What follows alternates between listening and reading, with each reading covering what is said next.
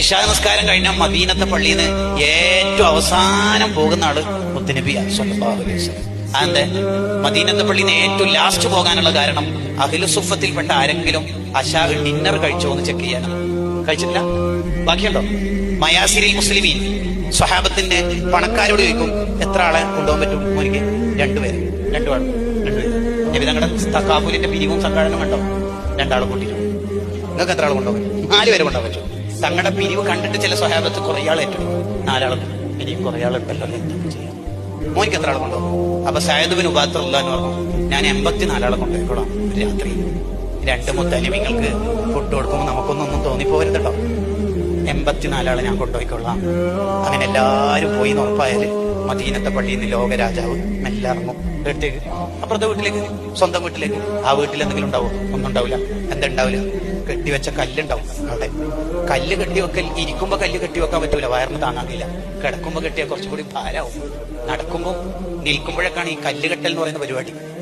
ആയിഷ ബീവി തങ്ങളെ വീട്ടിലെത്തിയിട്ട് കിടക്കാൻ ഒരുങ്ങുമ്പോ ബേക്കിൽ നിന്ന് മെല്ലെ കല്ലിന്റെ കയറഴിച്ചിട്ട് അഴിച്ചു കൊടുക്കും. നേരത്തെ കുട്ടീനെ സ്കൂളിലേക്ക് അയക്കുന്ന സമയത്ത് ഷോക്സ് ഒക്കെ ഇട്ടുകൊടുത്ത ഉമ്മ വന്നാൽ അഴിക്കണ പോലെ കെട്ടിക്കൊടുത്ത ആയിഷ ബീവി അഴിക്കും.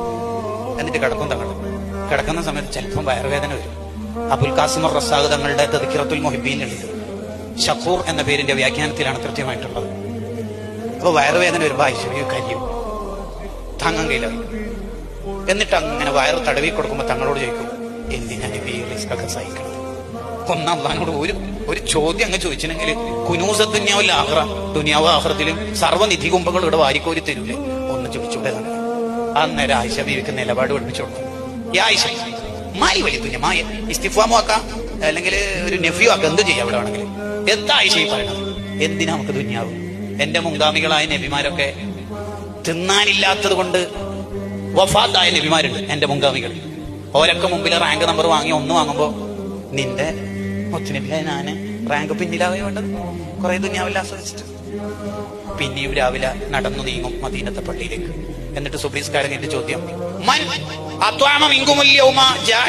വിശന്ന ആർക്കെങ്കിലും ഫുഡ് കൊടുത്ത ആരെങ്കിലും ഉണ്ടോ ഇന്ന്?